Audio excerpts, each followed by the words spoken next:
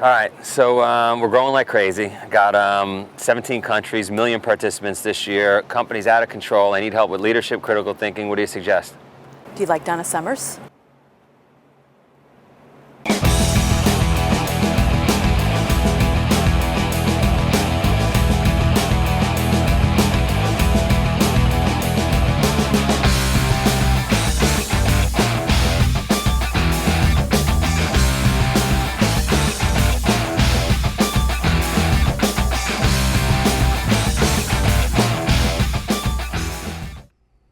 SpartanUpPodcast.com. I am Sephra here with Joe and Colonel Nye and Johnny Waite in this Dr. beautiful Johnny. Dr. Johnny, philosopher Johnny, and in this beautiful barn in Pittsfield, Vermont. And we are going back to Joe's and mine. That's probably bad grammar.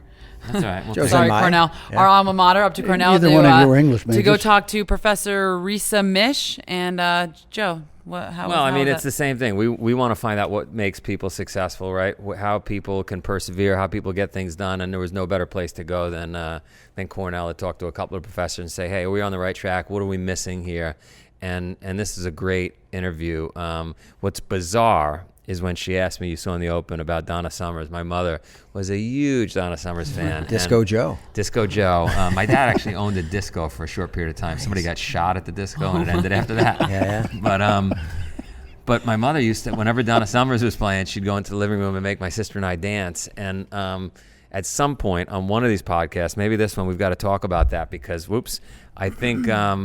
I think not only is grit, determination, perseverance, all those things important, but having the ability to laugh and just enjoy life, which is something my mother brought to the table, was very powerful for us. You're going to love this interview. It's going to have an academic feel to it, obviously, because that's where we were at Cornell, but let's watch it and see what happens.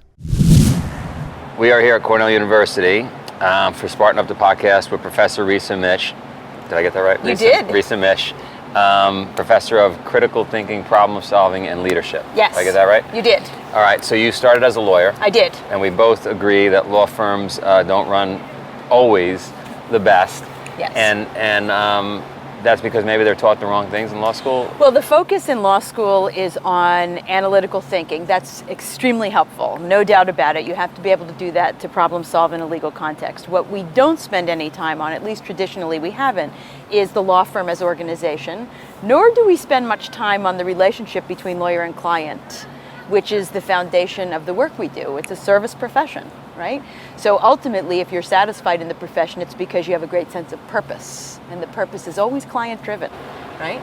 Yeah. But the organizations often lose sight of that, and you just put your head down and do the billable work. And that's not a formula for resilience, it's not a formula for motivation, it's not a formula for happiness.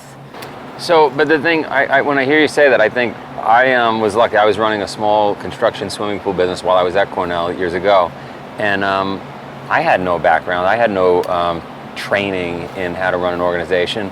But what I did know, thinking back on it and looking at my years today running businesses, is I knew every day what was important to do and what wasn't important to do. That's pivotal. How does an Ivy League graduate lawyer not know what's important to do and what's not important to do on a daily basis? Because you can be confused about what's important, right? You have an organization that's saying we're going to measure you, certainly on the degree to which the client is satisfied, but also on this unit of measurement, which is hours billed, which is the economic model of a firm.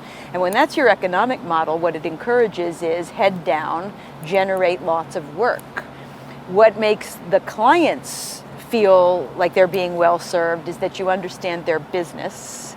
You partner with them to solve a problem. That may be, yes, by suing or defending a lawsuit, but it may be so much bigger than that. There's so much more opportunity. The lawyers would be, in my view, more motivated and have more fulfilling careers if we refocused on the purpose. Everybody watching this wants to be successful in life, relationship, raising children, running businesses, doing a Spartan race. Let's talk about critical thinking related to that. So give us some tips. Okay. So much of critical thinking is about recognizing what are the underlying assumptions that you're bringing to a decision, and are those assumptions in this specific context necessarily valid? What I mean by that is, so we talk a lot about experience, and many people just assume that... I'm sorry. It's okay. Hang on. That was a critical mistake. I'm going to just turn it off. So, people assume that more experience is always better. We should hire for experience, for example. So I'll give you that example. A lot of my clients do this. They're looking to hire someone. What do they look for? Someone who's done that exact same thing before. The assumption being, learning curve will be shorter, better for us. Is that, though, necessarily valid? When is experience not best? Well, for one thing, people come in with a whole set of assumptions based on those experiences, and they're maybe a little less open to what are the circumstances here? What are the differences? So one of the things that we ask our students in particular to think about with experience is, in what context did my experience arise? How is that similar to this context? How is it different? Do the distinctions matter? So that you don't just bring all your assumptions and plop them into a new context where you're not going to be as successful. So what made you successful in race A? Not necessarily the same tactics going to work in race B. Little context differences, even something, the weather, could change and should change your strategy rather than reflexively saying, well, it worked here, it'll work there. So you're saying you've got to be flexible in your thinking, right? Whether you're running the company or whether you're that individual being hired, you've got to be prepared for anything. Yes. And I think it's funny you say that because I mean that's exactly what we train people for, right? Spartan at its core is this get out in bad weather, take cold showers, yes. do whatever needs to be done that's going to make you more resilient, right? Yes. And so you open your mind. Yes. Right? You're getting excited. I am, because what worked before doesn't always work next. Right. You have to have more options. You have to have a broader palette. So part of what you're talking about is put yourself in this variety of circumstances so that whatever comes at you, you can adapt. Right? Yeah. And, this lack of flexibility is a real problem. The second thing we talk to our students about is getting very honest with yourself about what your biases are. Right? So initially in class, one of the amusing moments will be when a student raises his or her hand and says, I have none. Right? And the rest of the class laughs, and rightfully so, because we all do. So it's not a reasonable expectation to think you're going to eliminate all your biases. What is reasonable is to say, I'm going to be aware of them and how those pull me off course. And the counteracting to a bias, there's two ways. One is broaden your experience, right? And the other is to look for what we call disconfirming evidence. So actively search for it. So I'm going to come in with an idea that this is how it's going to go, but why might it not, right? Why might it not? In advance. So if I were running a race and I'm trying to think of these are my assumptions. What if I am wrong?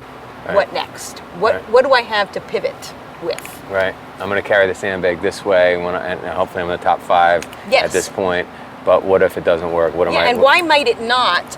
So that in advance you build what I call a mitigation strategy, right? So what are the reasons why this approach I'm inclined to pursue might not work? Right.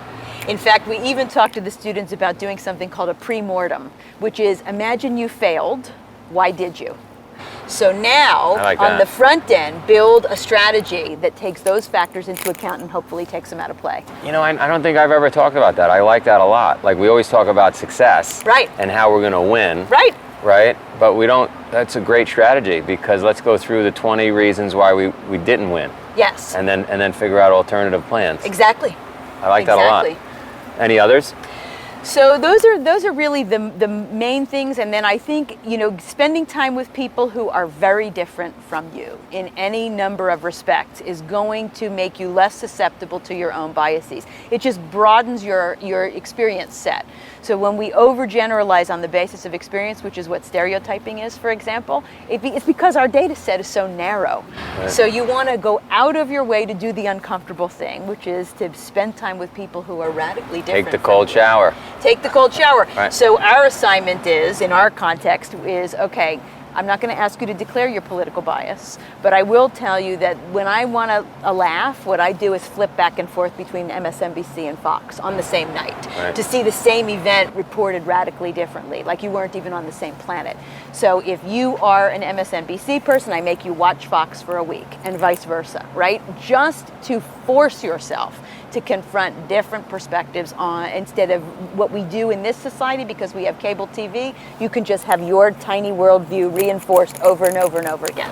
Man, right? I'm starting to get my whole existence justified listening to you. This is great. Oh, I'm so happy I could provide that service. This is great. We're going to take a break, and we'll be back in a minute. I hope you're not sitting still while you listen. If you are, you better get a burpee break in.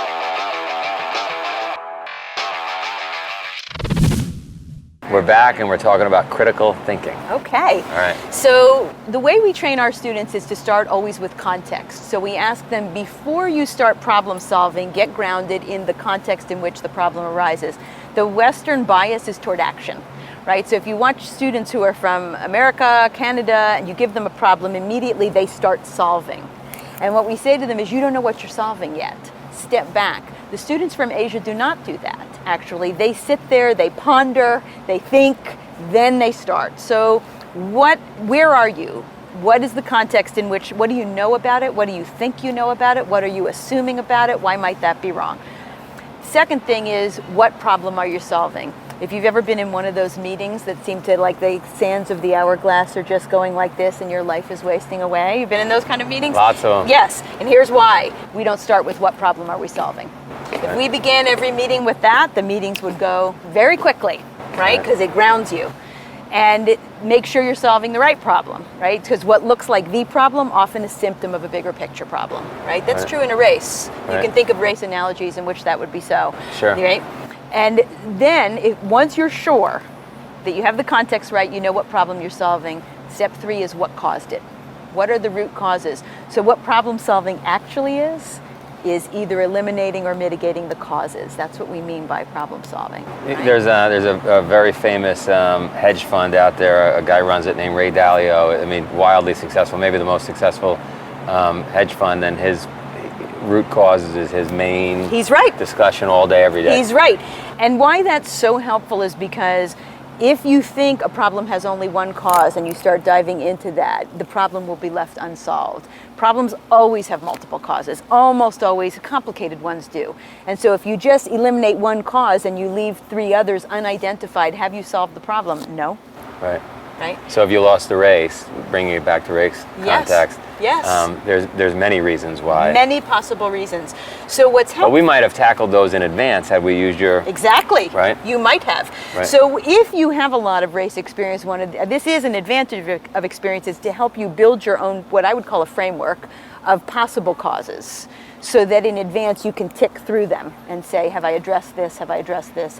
So you do the best you can to eliminate in advance as many possible causes so that the problem gets solved. And you would use that for building a business? You would use that for everything. Relationship, anything? Anything. So I tackle organizational issues. Organizational issues almost always have what I would call 4 categories of causes. You got the wrong people, you've got the wrong structure, you've assigned the people the wrong tasks, or the culture is bankrupt, right? So when you know that you have those 4 things, right, then you just take all the facts you've got and you fill the buckets. If you got a full bucket, you got a root cause. How often are you in Boston? Well, so when I'm invited, that's the answer. All right, well, we want you in Boston. Excellent, it would be my pleasure. Because we're moving really fast as a company. That's great. It's 4 years old, we're in 17 countries, and we can't complain because we've gone from here and today is better than yesterday, but it's never good enough, right? You're never there. And we could definitely use some of that kind of thinking. Is there a worksheet or something that someone can use to... Yes. So I will tell, this is what's funny when you ask a lawyer to teach a class, okay? My first year that I taught, I get to the end of the class, a student raises his hand and says, you know what we need here? We need a 1-pager. And I said, what's a 1-pager? Because I didn't even know what one was. Lawyers just don't even think like that. So this student and I work together. We have a 1-pager, the entire course, the entire method on one piece of paper. Love it. I'd love to see that. Well, it will be my pleasure to send it to you. Awesome. And what's your favorite exercise? Could be anything. Physical exercise? Physical? Dance. For sure, because it's the one that doesn't even feel like exercise. My mother used to run into the living room and start dancing with me to Donna Summers. Perfect. Perfect. Your mother and I would get along very nicely. So anything that was playing in the 70s, she was dancing in the living room. I had to do it with her. There you go. So if you heard that music now, it would be a very positive association for you. Gotta go. Excellent. So we may have to do a turn to Donna Summers. We'll dance in Boston. We'll get the 1-pager and we'll get this wrapped up. That sounds great. All right. That's wonderful. What a pleasure it was to meet you. Oh, my pleasure. So I'll jump in with this one. Yeah. All right, are we starting with you? Yeah, sure. Johnny's great. What a cool lady. You'd said at the start about it was going to have an academic feel to it, and it actually had a real spirit to it. She's an interesting gal. Yeah, she was a lot of fun. We've interviewed some people at academia before, and they weren't as fun as she was. She's got spirit, and sometimes that spirit is the difference between success and failure too, right? Just being loud and just being engaging, and she's got that. Yeah, it's magnetic, right? Yeah, we've talked before about grit and perseverance, and we have this image of head down, scowling grit. I think her specialty is resiliency and leadership. So, Colonel Nye, I defer to you on that. Okay. Now, the part I was most taken with was when she was talking about experience, and just because you have experience doesn't mean you're always going to make the best decisions. Right. And then about how if everybody has the same experience, again, that maybe you don't see the new opportunity, and that you don't adapt quickly enough. And again, this goes back to other podcasts we had, but just because you have experience, it doesn't always mean that experience is good. There's good and bad experiences, but even if you have the same experience, I think that's what she's getting at. If you have the same experiences, how do you get those other voices in there, and how do you get dissenting of voices, and how do then you arrive at maybe a different conclusion? Yeah, and I like what she did when she said, flip your assumptions, right? And so anyone who had a bias, she talked about the political bias, you have them watch the opposing commentary on it, right? And so you flip into a different frame of reference, and then maybe it makes you think differently or have a different perspective on something. Is that walk a mile in someone else's shoes? Yeah, I tell you, when I watch political debates, I won't tell you which channels I watch or don't watch, but I watch a political debate, and I always turn the channel to the opposing, because I want to see what they've got to say. I already know what I think. I haven't seen TV in a while, I want to see what people who I know don't think the same as I do think. Sure. So but I think it's important to do that. I think you've got to get the alternative viewpoint. Dr. Johnny, is that lack of ego in a positive way? Is that some? Well, not everybody can buy into someone else's philosophy. It can be both, right? It can be purely strategic, that you're just trying to see what the enemy's up to, but it can also be, and I think it really is, we've talked about emotional maturity in the Mark Devine interview before, and there is an emotional maturity to the idea that just because I think this doesn't mean that it's always right. Sure. And she talks about your biases and just being aware of them. It doesn't mean you're always going to reject your biases, but if you're not aware of them and it's simply a filter that's on all the time, you're not looking at reality. You're looking at your filter on reality. Mm-hmm. So if you can take in opposing viewpoints, what's you and I talked about this before, that one of the hallmarks of an intelligent mind is to be able to hold two opposing thoughts. Right. And still be able to act, right? Who quoted that? It'll come to us. I can't remember. Yeah. But that's exactly what you're talking about. The idea that I don't have to hold rigidly to my way of being and assume it's the only possible way. And we have the advantage, like you say, you've interviewed a ton of people, and these were a while ago. We've all watched it more recently. But so you're remembering the Donna Summer's disco, which is a great moment. Yeah. I really liked, her whole thing about just because you have an experience and just because you have a bias doesn't mean you're always going to make the right decision, and that you have to look at those things and say, my environment affects that. This situation might be different than the last situation, so I have to approach it individually. And also, and I love what you say, see what the other people are thinking. Not just go in with your automatic blinders on, right, but realistically, what would be a balanced perspective to bring to this? And that's true leadership, right? Yeah, absolutely. And I think I was at a military school back when I was a major once, and this general came in, and it was the first time I'd ever met him, but he came in, and the whole school was about how to write an order, how to write an operations order. And so he took it and then said, okay, who here doesn't agree with this? Of course, since you're in a military environment and student, if you will, has been the leader, and you don't want to go against that. But if it's, all right, somebody who didn't agree with this. So somebody raised their hand and said, all right, as a leader, you should always then tell that guy to go write his own plan. Just have him sit off in a corner and write it separately from everybody else. And then bring it back into the group. And I guarantee you're going to find one or two things in there that you either didn't think about, or that you say, oh, wait a minute, I dismiss that, but I like the way you said it. And then you bring that in. You don't have to accept the entire plan, right, but there's going to be nuggets in there that you can incorporate. Absolutely. So don't shut that guy down. I'm a big in fact, give him the latitude to go off and do it himself. I can't think of something that frustrates Spartan Race headquarters more than when I bring in outside people with different ideas, completely unconnected to what we do. Because it disrupts the organization, sure, but I think that's healthy. And disruption keeps it fresh. Right? Yeah, I think that's healthy, and I think I think we shouldn't think that we have the greatest ideas or the greatest biases or whatever. We have to assume that other people can add value too. And Tim's mentioned many times that as long as you have that objective in mind and that you don't change the objective, you don't bring somebody else in who says we're going to change everything about where we're going. But if you have that objective in mind, it definitely helps to explore different paths to get there. Yeah. I think that's a huge part of resiliency too. I mean, you can use the example of a wilderness survival situation, right? And true leadership is making sure everyone who's with you feels empowered and that their voice is heard in whatever manifestation that is, because everyone has their own expertise and something that they're bringing to it. And a great way to be a leader is opening up a forum to be able to be receptive to that. And I think she did a great job of tying that in with how that can make you successful in life and in business. We're going to go back and talk to her more at some point because she can add a lot of value. She put together some great programs, she said, with the students that actually are a test to help help you think this way and help build perseverance, resiliency, et cetera.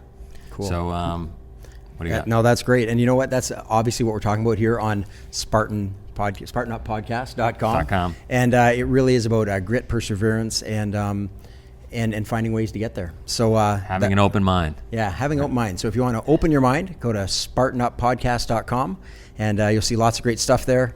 We keep talking about Colonel and I's interactive corner that we're coming up with. He'll be dancing to Donna Summers. And Joe dancing to Donna Summers. There will be an icon you can click. Behind the scenes footage.